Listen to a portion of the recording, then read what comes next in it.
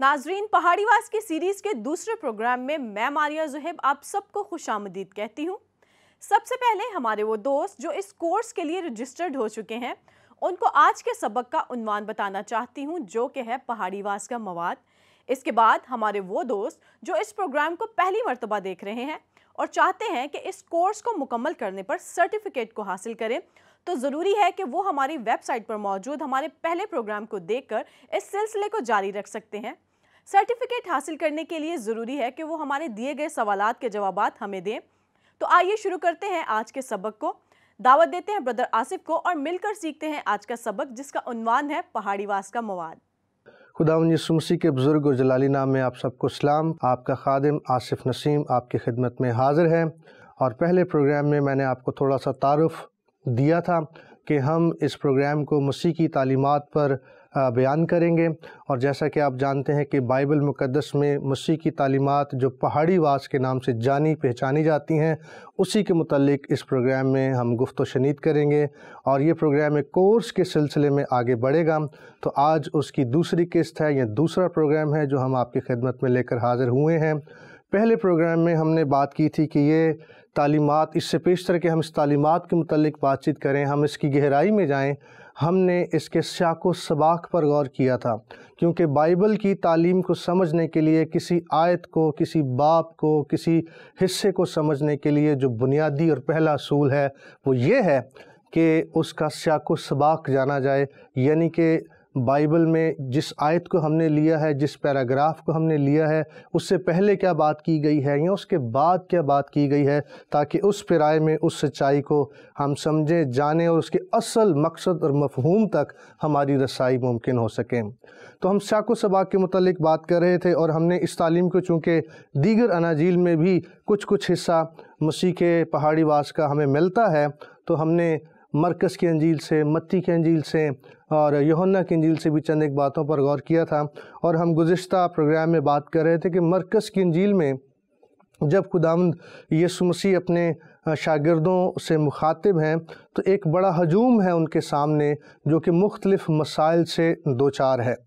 और खुदावंद यीशु मसीह अपने शागिर्दों को उस हजूम से, उस भीड़ से कुछ वक्त के लिए अलहदा करते हैं और साथ साथ उस हजूम को, उस भीड़ को जो मुख्तलिफ़ मसाइल से, परेशानियों से, तकलीफ़ से दो चार है, उनसे भी वो रिहाई दे रहे हैं, शिफा का काम भी कर रहे हैं और बदरूहों से भी लोगों को निजात दे रहे हैं।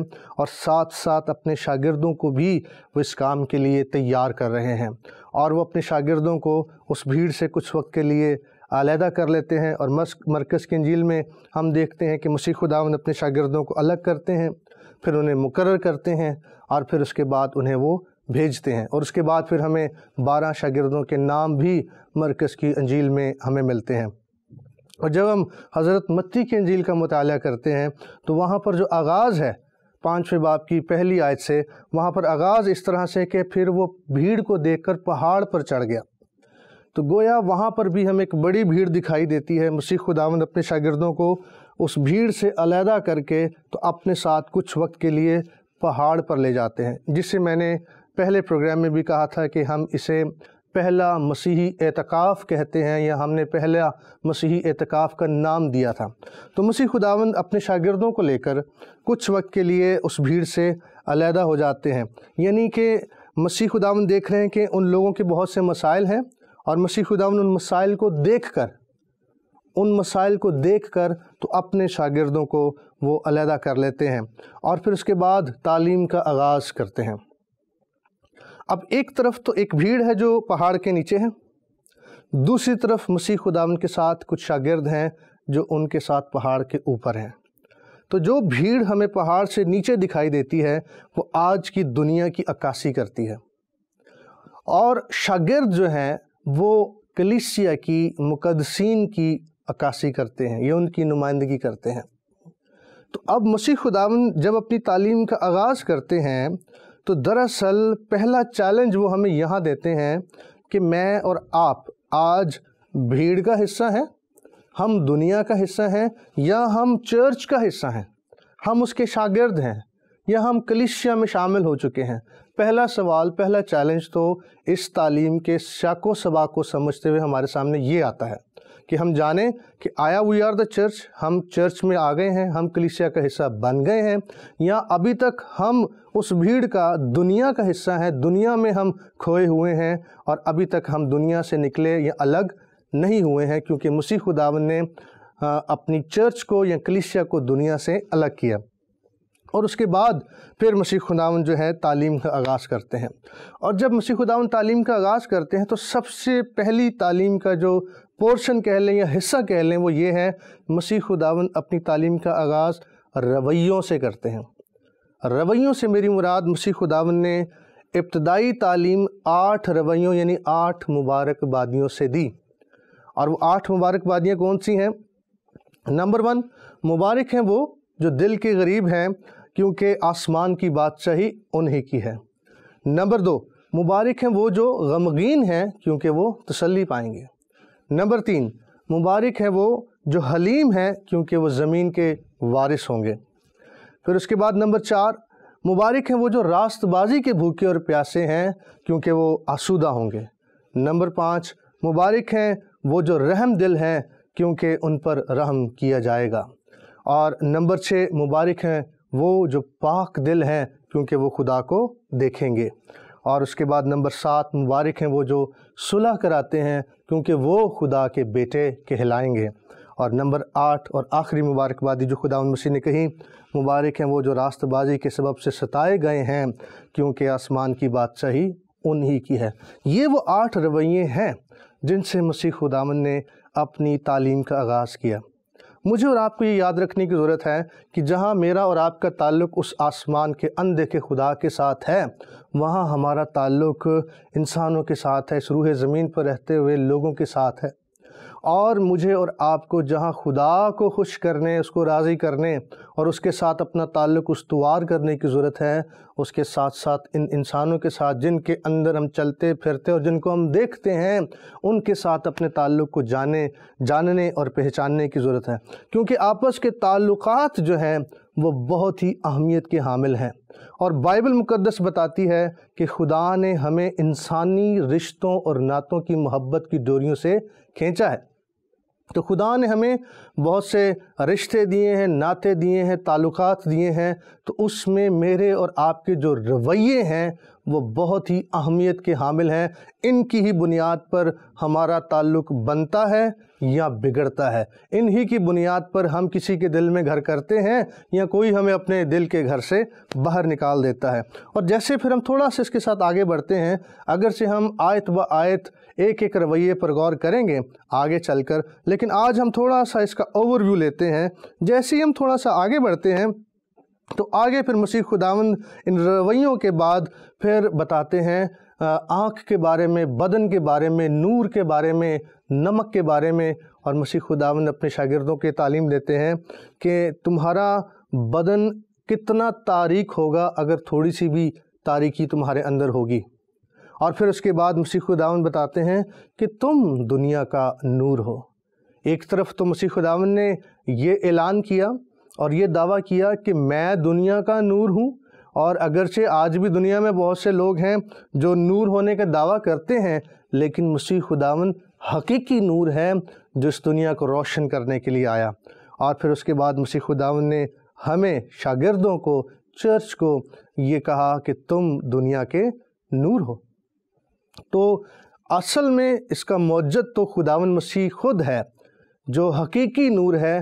اس ہی نور سے ہم نے پایا نور، اس کی روشنی سے ہم نے پائی روشنی، اور اس کی ہی تجلی سے ہم منور ہوئے ہیں۔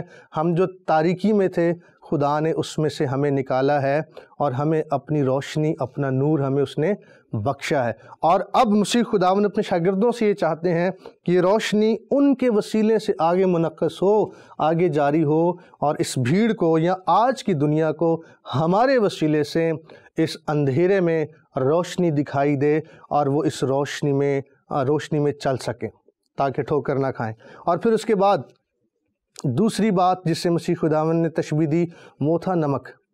آج بھی آپ دیکھیں اور اس دور میں بھی مسیح خداوند جب اس بھیڑ کے مسائل کو دیکھتے ہیں تو وہ بھیڑ جو ہے اور آج کی دنیا بھی جو ہے وہ گناہ کے سبب سے وہ اس کے اندر گندگی ہے، اس کے اندر بدبو ہے، اور وہ ہلاکت کی طرف جا رہی ہے۔ لیکن مسیح خداوند کہہ رہے ہیں اپنے شاگردوں کو، تم زمین کا نمک ہو، ہمارے وسیلے سے یہ دنیا محفوظ ہو سکتی ہے۔ نمک جو چیزوں کو پریزرو کرتا ہے، جو بچاتا ہے خراب ہونے سے، تو ہم اس دنیا کے لیے امید کا باعث ہیں۔ چرچ، شاگرد، خدا کے لوگ جن کو خداوند یسوع مسیح نے الگ کیا، اپنے ساتھ پہاڑ پر بلا لیا، وہ اس زمین کے لیے امید کا سبب ہیں اور ان کے مسائل کا حل ہیں، ان کے سوالوں کا جواب ہیں، کیونکہ مسیح خداوند نے کہا تم دنیا کا نمک ہو۔ تو اس لیے شاگردوں کو مسیح خداوند اس بات کے لیے تیار کر رہے تھے کہ تم ہو جو دنیا کا نور ہو، اور تم ہی ہو جو زمین کا نمک ہو۔ اس کے بعد جب ہم حضرت متی رسول کی انجیل کا مطالعہ کرتے ہوئے 5ویں باب سے 6 باب میں جب ہم داخل ہوتے ہیں اس پہاڑی واز کے، تو 6 باب میں خداوند یسوع مسیح روحانی نظم و ضبط کی بات کرتے ہیں۔ روحانی نظم و ضبط سے مراد مسیح خداوند وہاں دعا کی تعلیم دے رہے ہیں، پھر اس کے بعد مسیح خداوند روزے کی تعلیم دے رہے ہیں، اور مسیح خداوند خیرات کی تعلیم دے رہے ہیں۔ اگرچہ یہ تعلیمات یہودیوں کے لیے نئی نہیں تھیں، لیکن اب اس کو اور زیادہ منظم کرنے کی ضرورت تھی۔ کیونکہ یہ وہ یہودی تھے جنہوں نے تعلیم تو پائی تھی خیرات دینے کی، لیکن اب خیرات صرف نامی رہ گئی تھی، دکھاوے کی رہ گئی تھی، اور اپنے آگے ڈھول بجوا کر تو خیرات دی جاتی تھی تاکہ پتہ چلے کہ ہم بڑے دینے والے ہیں، اور نمازیں جو ہیں وہ بھی دکھاوے کی رہ گئی تھیں۔ مسیح خداوند نے اس کو درست کیا، اس کو منظم کیا، ظاہر کیا کہ تمہارا آسمانی باپ پوشیدگی میں تمہاری دعا سنتا ہے، اور کوٹری بند کر کے، دروازہ بند کر کے تو گھر میں جا کر پوشیدگی میں دعا کرنے کی ضرورت ہے۔ اگر ہم خیرات کریں تو ہمارا ایک ہاتھ جو خیرات کرتا ہے تو دوسرا نہ جانے۔ اس لیے مسیح خداوند نے اس کو ترتیب دیا، اس کو منظم کیا، اور اس پر ان کی آنکھوں پر پڑے جو چھلکے تھے وہ گرائے، اور ان کو بتایا کہ اصل میں دعا کیا ہے، دعا کے معنی کیا ہے، خیرات کیا ہے، اس کی اہمیت، اس کا اجر کب تک رہتا ہے، یا کیسے ہم پا سکتے ہیں۔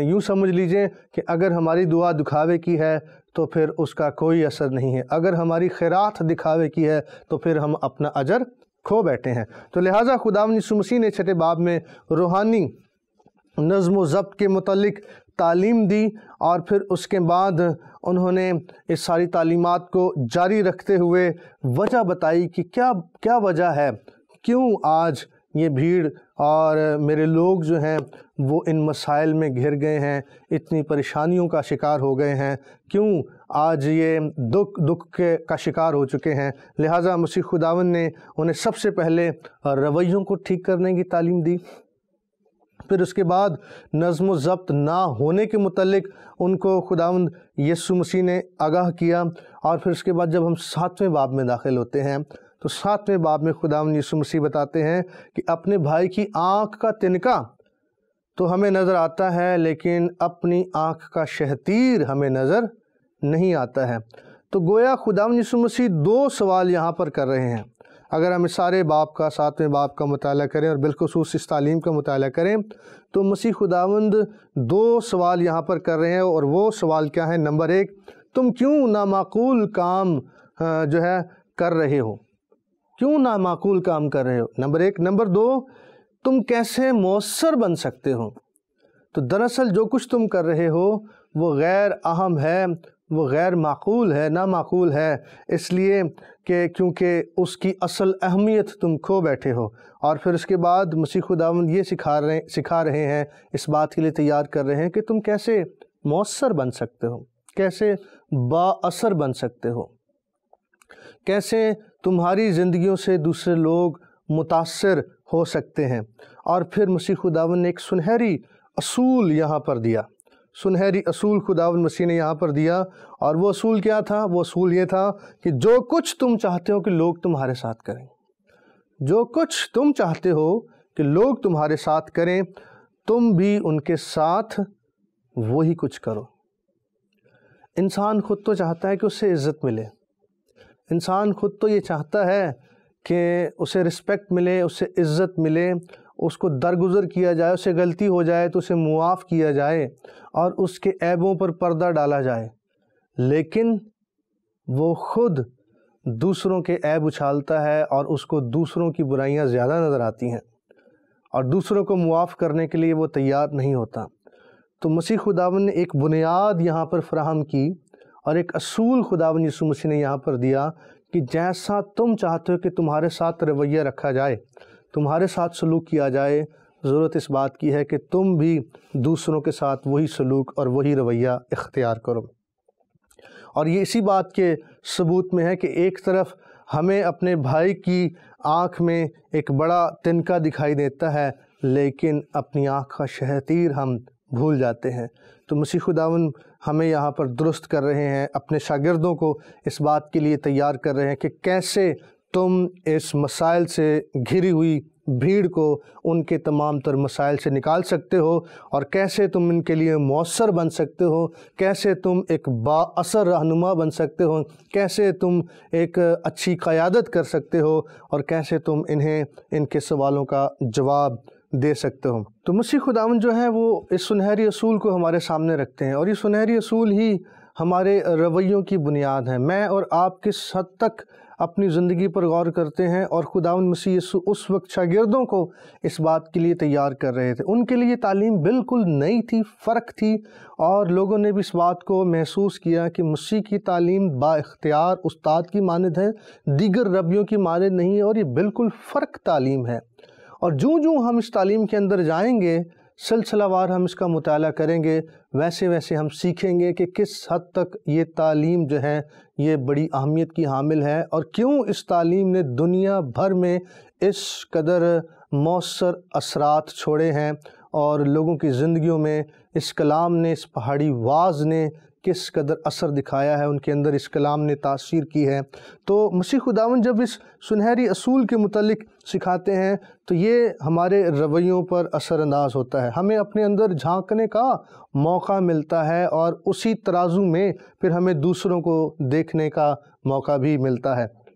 تو مسیح خداوند یوں 5ویں، 6 اور 7ویں باب میں مختصراً یہ سکھانے کی کوشش کر رہے ہیں کہ ہمیں اپنے رویوں پر غور کرنے کی ضرورت ہے، ہمیں نظم و ضبط میں آنے کی ضرورت ہے، ہمیں اپنے اندر جھانکنے کی ضرورت ہے، اور ان اصولوں اور رویوں کو اپنی زندگی پر لاگو کرتے ہوئے ہم بہت سے لوگوں کے مسائل کا حل بن سکتے ہیں، کیونکہ اس وقت کی جو بھیڑ تھی وہ بہت سے مسائل سے دوچار تھی، اور مسیح خداوند اپنے شاگردوں کو یہ تعلیم دے کر ان کو آئندہ قیادت کے لیے، رہنمائی کے لیے تیار کر رہے ہیں۔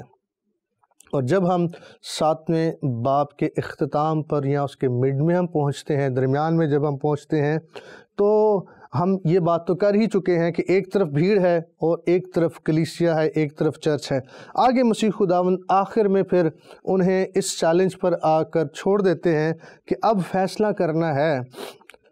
پہلی بات تو یہ جو ہم نے پہلے سیکھی یا کہی، آیا ہم بھیڑ کا حصہ ہیں یا ہم شاگردوں کے ساتھ ہیں، ہم شاگرد ہیں یا ہم کلیسیا کا حصہ ہیں؟ ایک بات۔ دوسری بات، اگر ہم شاگرد ہیں تو ہم کیسے شاگرد ہیں؟ کیا ہم بس مسیح کے پیچھے چل پڑے ہیں بغیر صلیب اٹھائے، بغیر خودی کا انکار کیے، یا واقعی ہم حقیقی مسیح کے شاگرد ہیں؟ کیوں؟ اس کی وجہ یہ ہے، مسیح خداوند نے 7ویں باب کے اختتام پر یہ تعلیم دی کہ 2 طرح کے راستے ہیں۔ ایک راستہ وہ ہے جو تنگ دروازے سے داخل ہوتا ہے، اور ایک وہ ہے جو سکڑا ہے، اور ایک وہ ہے جو کشادہ ہے۔ اب فیصلہ میں نے اور آپ نے کرنا ہے، شاگردوں نے کرنا ہے کہ آیا وہ سکڑے راستے پر چلیں گے یا وہ کشادہ راستے کا انتخاب کریں گے جس کے انجام پر ہلاکت ہے۔ ایک بات۔ پھر اس کے بعد آگے چل کر خداوند مسیح نے یہ بھی سوال رکھا، یہ بھی چیلنج رکھا، اور وہ کہا کہ جب شاگرد مسیح خداوند کے پیچھے چل پڑے تو مسیح خداوند نے یہ سوال بھی کیا کہ اس وقت بہتیرے مجھ سے کہیں گے کہ آئے خداوند، کیا ہم نے تیرے نام سے معجزات نہیں کیے؟ کیا ہم نے بڑے بڑے کام نہیں کیے، بدروحوں کو نہیں نکالا؟ لیکن مسیح خداوند کہہ دے گا کہ میری تم سے کبھی کوئی واقفیت نہ تھی۔ تو یہ وہ چیلنج ہے، یہ وہ موقع ہے، اس تعلیم کا اختتام یہاں پر آ کر ہوتا ہے کہ اگر ہم شاگرد ہیں تو ہم کیسے شاگرد ہیں؟ ہم واقعی حقیقی شاگرد ہیں یا ہم صرف نامی شاگرد ہیں؟ ہمارے اوپر ایک لیبل مسیحی ہونے کا لگا ہوا ہے یا ہم واقعی مسیح کے پیروکار ہیں؟ ہم نے اسے اپنا شخصی نجات دہندہ قبول کر کے اسے اپنا خداوند یعنی اپنا مالک مان کر ہم نے اس کی پیروی شروع کر دی ہے، اور ہماری زندگی میں اب اس کا نور، اس کی تجلی جو ہے وہ اس سے لوگ برکت پا رہے ہیں کہ یا نہیں؟ یا ہم محض نامی شاگرد ہیں جن کے بابت مسیح خداوند نے کہا کہ میں اس وقت کہہ دوں گا میری تم سے کبھی کوئی واقفیت نہیں تھی۔ تو لہٰذا آج مجھے اور آپ کو اس پروگرام میں اس کے سارے سیاق و سباق پر اور ان تینوں ابواب پر ایک جائزہ لیتے ہوئے آج ہم نے یہ سیکھا ہے کہ مجھے اور آپ کو غور کرنے کی ضرورت ہے کہ پہلی بات کہ آیا میں بھیڑ کا حصہ ہوں یا میں شاگردوں کے ساتھ ہوں، میں چرچ کا حصہ ہوں؟ دوسری بات، اگر میں شاگرد ہوں تو میں کیسا شاگرد ہوں؟ میں حقیقی شاگرد ہوں یا میں ایک نامی مسیحی ہوں، نامی شاگرد ہی ہوں جس نے اب تک مسیح خداوند کو حقیقی معنوں میں اپنا دل نہیں دیا ہے اور اپنے دل کے تخت پر اسے نہیں بٹھایا ہے، اور اس تعلیم کے جوئے میں اپنی گردن ہم نے نہیں دی ہے؟ کیونکہ جب تک میں اور آپ اس تعلیم کے جوئے میں اپنی گردن نہیں دیتے ہیں تب تک ہم کسی کے لیے باعث برکت نہیں بن سکتے ہیں، کیونکہ بائبل مقدس فرماتی ہے کہ درخت اپنے پھلوں سے پہچانا جاتا ہے۔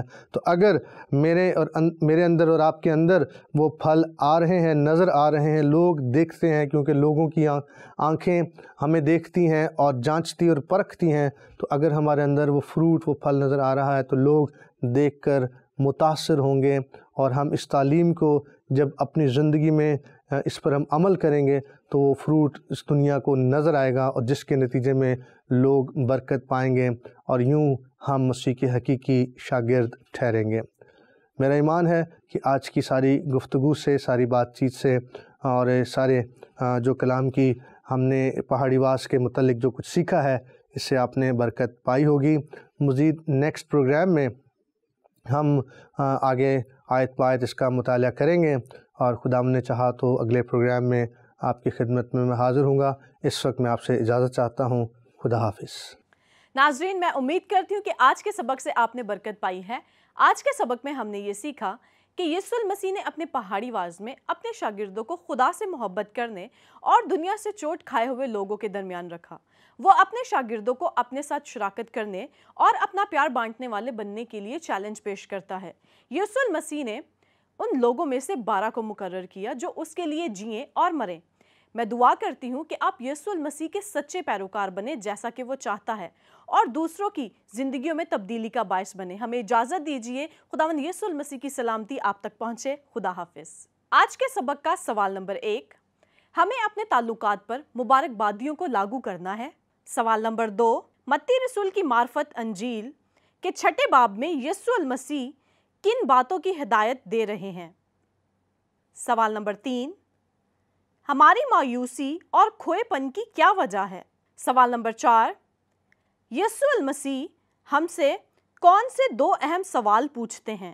سوال نمبر 5، حضرت متی کی انجیل کے 7ویں باب اس کی 12ویں آیت میں کس سنہرے اصول کی نشاندہی کی گئی ہے؟